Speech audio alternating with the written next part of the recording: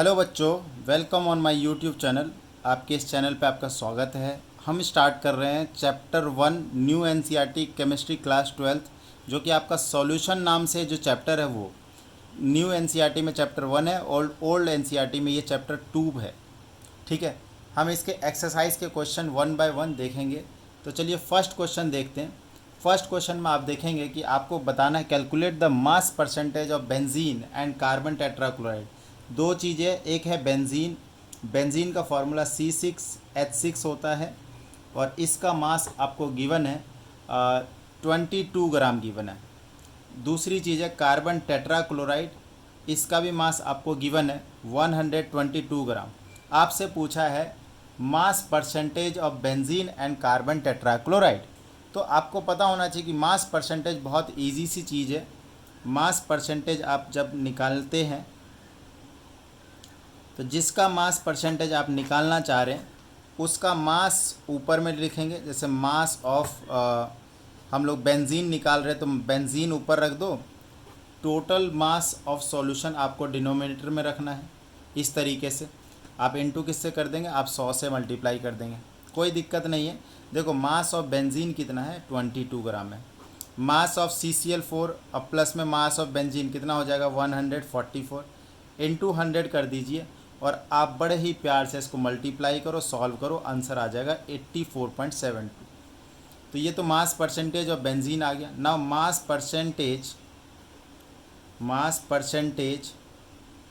Of CCl4 अगर हम करेंगे तो बेशक दो ही कंपोनेंट है, तो इसलिए दूसरे वाले को 100 में से आप माइनस करके आप आंसर को निकाल सकते। 15.28% मास परसेंटेज ऑफ CCl4 आ गया। क्लियर है। अब हम सेकंड क्वेश्चन की तरफ चलते हैं। ज़रा सेकंड क्वेश्चन पर नज़र मारते हैं। आप NCERT से क्वेश्चन देख सकते हैं। Calculate the mole fraction of benzene in solution containing 30% by mass in carbon tetrachloride. देखो 30% बाय मास ऑफ बेंजीन है, ऑफ बेंजीन इन CCl4 है। देखो 30% बाय मास का क्या मतलब है, आप इसको ऐसे थोड़ा सा स्प्लिट कर लो। अगर सॉल्यूशन 100 ग्राम हुआ, सॉल्यूशन 100 ग्राम हुआ तो उसमें से जो सॉल्यूट होगा, यहाँ पे जैसे सॉल्यूट बेंजीन है तो इसमें जो बेंजीन हो जाएगा वो 30 ग्राम, और जो बाकी बचा होगा वो सॉल्वेंट होगा। यहाँ पे सॉल्वेंट क्या है, CCl4 है, तो CCl4 हो जाएगा 70 ग्राम। अब यहाँ पर आपको निकालना कैलकुलेट द मोल फ्रैक्शन। देखो मोल फ्रैक्शन की क्या कहानी है, अगर कोई सॉल्यूशन है और सॉल्यूशन के अंदर में A और B दो चीज़ें हैं और आपको मोल फ्रैक्शन ऑफ A निकालना है, तो आप बोलोगे कि XA निकालना है आपको। ये मोल ऑफ A अपॉन में आपको टोटल मोल रखना है, जो भी दो कंपोनेंट है वो वाले। तो इसी तरीके से यहाँ पर एक बार बेंजीन का मोल फ्रैक्शन और एक बार CCl4 का मोल फ्रैक्शन निकालेंगे। और हाँ, एक और चीज़, सम ऑफ मोल फ्रैक्शन जो होता है वो 1 होता है, तो XA प्लस XB आपका 1 हो गया। मोल फ्रैक्शन एक यूनिट लेस क्वांटिटी होती है। ठीक है, ज़रा मोल निकाल लेते हैं। बेंजीन के मोल हो जाएंगे हमारे पास 30 अपॉन में बेंजीन का जो मास होता है वो 78 होता है। कैसे, आप बेंजीन का फार्मूला देखिए, C6H6 इसका फार्मूला होता है। तो 6 कार्बन 72 और 6 हाइड्रोजन 6 72 और 6 78 हो गया, डिनोमिनेटर में आ गया। क्लियर है। तो ये चीज़ हो गई। तो इसके मोल्स निकाल लेंगे, तो अभी डिवाइड रहने देते हैं। CCl4 का निकालेंगे 70 अपॉन में। अब CCl4 का मास कितना हो जाएगा, देखो 12 प्लस 4 क्लोरीन है और 35.5 एक क्लोरीन का मास होता है। कुल मिला के 154 ये मास हो जाएगा। 74 को 154 से आप डिवाइड करेंगे तो इसकी वैल्यू आ जाएगी। ठीक है, तो ये जो वैल्यू जो आएगी अगर आप डिवाइड करते हैं तो ये आ जाएगा 0.455, और अगर इसको आप डिवाइड करेंगे तो ये होगा 0.385। अब जैसे हमें मोल फ्रैक्शन निकालना है, मोल फ्रैक्शन ऑफ लेट से बेंजीन निकालना है, मोल फ्रैक्शन ऑफ बेंजीन, तो हम लिखेंगे मोल फ्रैक्शन ऑफ बेंजीन। तो बेंजीन के मोल ऊपर रखेंगे और बेंजीन के मोल कितने 0.385 और टोटल मोल इन दोनों को ऐड करेंगे 0.385 प्लस 0.455 ऐड करके नीचे में लिख देंगे। ठीक है, जब इसको आप पूरा सॉल्व करोगे तो देखो ये तो ऐड करके कितना आ जाएगा, 4 3 7 और लगभग 0.84 और 0.385 ऊपर है, 0.385 अपॉन में 0.84 डिवाइड करेंगे तो आपके पास आ जाएगी ये वैल्यू 0.458।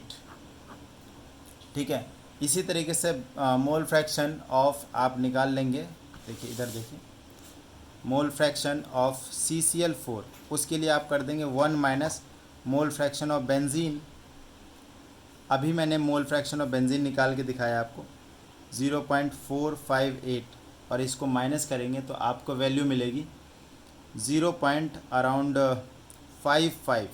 ठीक है, यूनिटलेस क्वांटिटी होती है, कोई इसकी यूनिट नहीं होती। नेक्स्ट क्वेश्चन की तरफ चलते हैं। अब क्वेश्चन नंबर 3, थर्ड क्वेश्चन में दो पार्ट है। एक 30 gram cobalt nitrate .6H2O in 4.3 litre of solution है। इसमें आपको मोलैरिटी फाइंड आउट करनी है और दोनों में मोलैरिटी फाइंड आउट करनी है, ये दूसरा पार्ट है। देखिए सबसे पहले मोलैरिटी का फार्मूला अगर आप लोग देखेंगे तो उसमें होता है मोल ऑफ सॉल्यूट अपॉन में वॉल्यूम ऑफ सॉल्यूशन। अगर लीटर में है तो लीटर में रख दीजिए, ml में है तो इन 2000 कर देना है। तो यहाँ पे साफ साफ दिख रहा है कि यार मोल ऑफ सॉल्यूट हमें निकालना है और वॉल्यूम तो 4.3 लीटर आएगा। ठीक है, अब मोल ऑफ सॉल्यूट इधर निकाल लेते बगल में। मोल ऑफ सॉल्यूट के लिए आपको गिवन मास चाहिए और मोलर मास चाहिए। तो गिवन मास तो बेटा ये देखो 30 ग्राम है, लेकिन कोबाल्ट नाइट्रेट .6H2O का मोलर मास कितना होता है। देखो यहाँ पे कोबाल्ट का होता है 59 प्लस 2 × ये देखो नाइट्रोजन का 14 और जो ऑक्सीजन का 16 × 3 48 हो जाएगा। प्लस कर दोगे 6 टाइम मास ऑफ वाटर 18 × 6 108 होता है।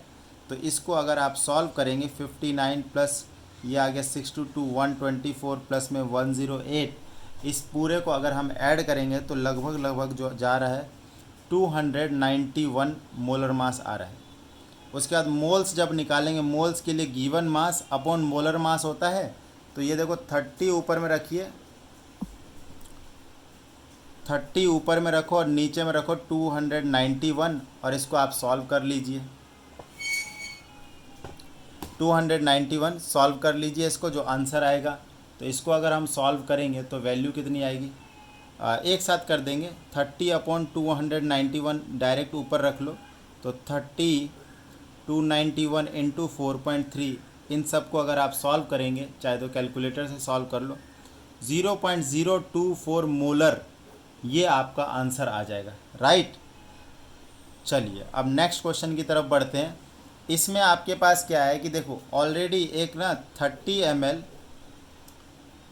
ml 0.5 मोलर H2SO4 का सॉल्यूशन है और इसको हम लोग पानी से डाइल्यूट कर रहे हैं। और डाइल्यूट करने के बाद जो फाइनल वॉल्यूम जो हो जाता है V2 वो हो जाता है 500 ml। हमारे पास एक क्वेश्चन एक फार्मूला होता है डाइल्यूशन वाला, जिसमें ये होता है M1V1 = M2V2। क्या मतलब है, इनिशियली मतलब जो स्टार्टिंग में मोलैरिटी इनटू वॉल्यूम का जो प्रोडक्ट है वो बाद में जो मोलैरिटी इनटू वॉल्यूम का प्रोडक्ट होगा दोनों आपस में बराबर होते हैं।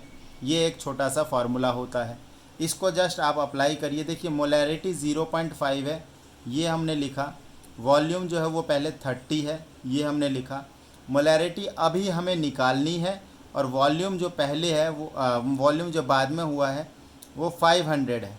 मतलब जो M2 का जो आ जाएगा वो ये देखिए, इसको मल्टीप्लाई करो 15 और ये आ जाएगा 500, 3 पे और ये 100 पे चला जाएगा और इसको आप सॉल्व करेंगे तो आंसर 0.03 मोलर ये आ जाएगा हमारा। तो ये क्वेश्चन नंबर 3 चैप्टर 2 का है। अब नेक्स्ट क्वेश्चन की तरफ बढ़ते हैं। Now question number 4, mass of urea required in making 2.5 kg of 0.25 molar aqueous solution. यहाँ पे देखो ये मोलैलिटी गिवन है, तो मोलैलिटी गिवन है तो मोलैलिटी का क्या मतलब होता है, मोलैलिटी का मतलब होता है mole of solute present in 1 kg of solvent. मतलब इफ़ सॉल्यूशन देख रहे हैं, if mass of solvent equals to 1 kg रख लेते हैं। अगर सॉल्वेंट का मास 1 किलो रख दिया जाए तो जो यूरिया जो हो जाएगा, यूरिया के मोल आ जाएंगे 0.25 मोल। इसका मतलब ये है। अब यूरिया का जो फार्मूला होता है वो होता है H2NC double bond O NH2।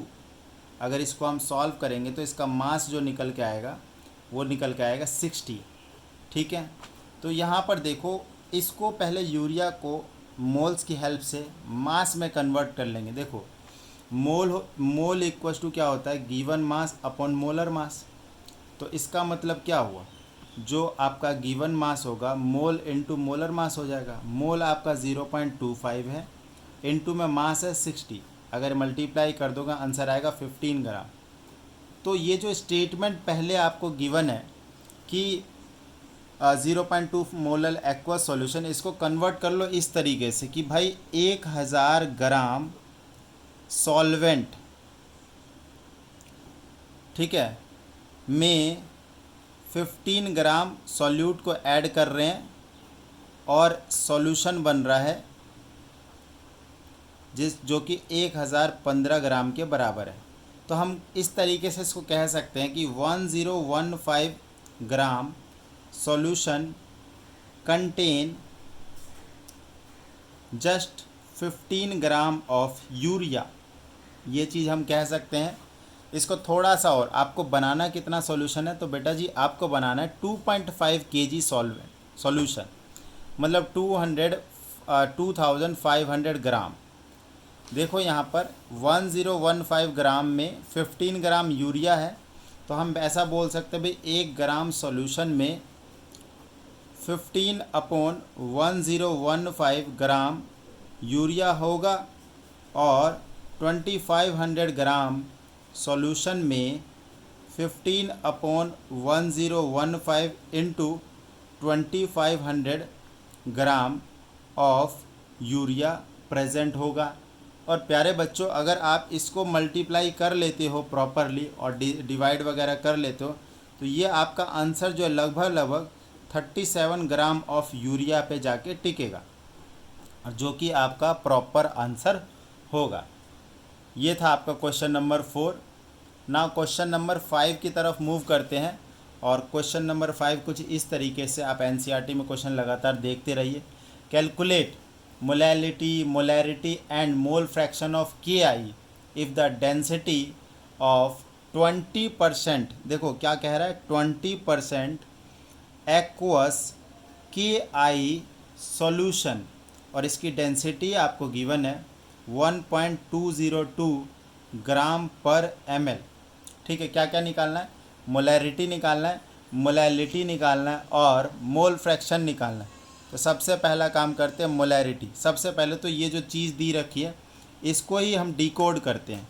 बेटा ये बाय मास दिया हुआ है, तो अभी 1-2 क्वेश्चन पहले अगर थोड़ा बहुत अगर याद हो तो अगर हम सॉल्यूशन को 100 ग्राम मानते हैं तो उसमें जो सॉल्यूट है, सॉल्यूट यहाँ पे KI होगा तो वो 20 ग्राम हो जाएगा, और इसके अंदर जो सॉल्वेंट है वो वाटर है और वो हो जाएगा 80 ग्राम।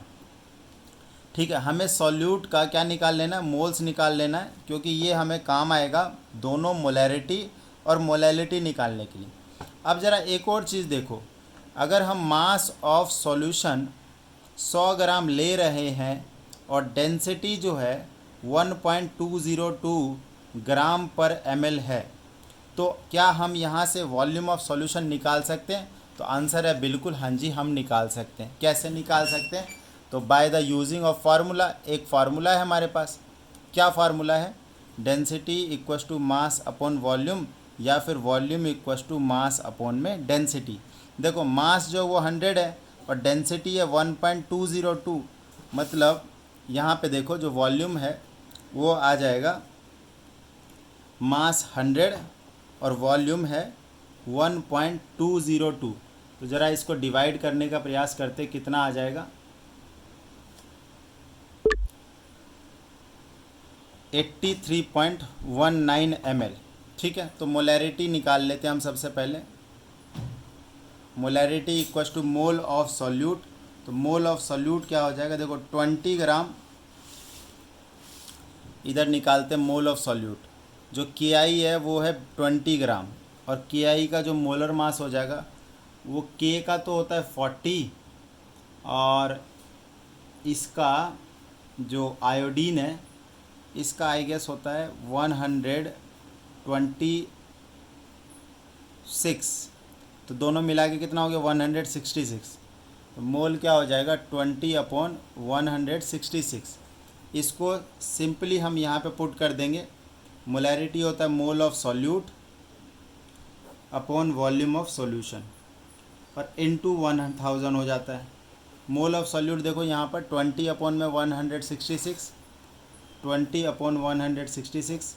वॉल्यूम अभी हमने निकाला था, ये चीज़ है 83.19 इनटू में 1000। अब इसको आपको सॉल्व कर लेना अच्छे से। मतलब देखो 20 इंटू में 1000 अपॉन में 166 इंटू 83.19। इसको प्रॉपरली अगर आप वॉल्व करेंगे तो मोलैरिटी बेटा आपका निकल के आएगा 1.45 मोलर, राइट। अब ज़रा मोलैलिटी देख लेते हैं। मोलैलिटी क्या होता है, मोलैलिटी और इजी है, that is mole of solute upon में मास ऑफ सॉल्वेंट, और N2 में 1000। देखो मोल ऑफ सॉल्यूट तो यही यूज़ करेंगे 20/166, और वेट ऑफ सॉल्वेंट कितना हो जाएगा इनिशियली, देखो अगर याद है आपको तो यहाँ पर ये देखो, ये चीज़ देखो, सॉल्यूशन 100, के आई दो, सॉल्यूट 20 और सॉल्वेंट वाटर 80। तो इस चीज़ को हम लोग यहाँ पे यूज़ कर लेते हैं। ये 80 और इनटू कर देंगे 1000। इसको अगर आप सॉल्व करेंगे प्रॉपर तो ये आ जाएगा, कितना आ जाएगा ये, कैलकुलेटर का यूज़ कर सकते हैं हम लोग,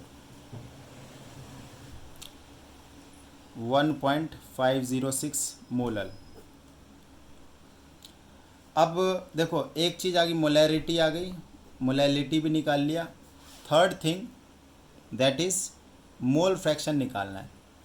मोल फ्रैक्शन के लिए हमें मोल चाहिए। देखो दो चीज़ें यहाँ पर इस कंपोनेंट में, सॉल्यूशन में, के आई है और वाटर है। के आई जो है वो, वाटर जो है वो 80 ग्राम है, और के आई जो वो 20 ग्राम है। इसके मोल आ गए देखो 20/166, इसके मोल आ गए 80/18, राइट।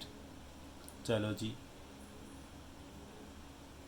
तो 20/166 कितना होता है, ये हो जाता है 0.12, और ये कितना हो जाएगा, ये हो जाएगा 4.44, ठीक है।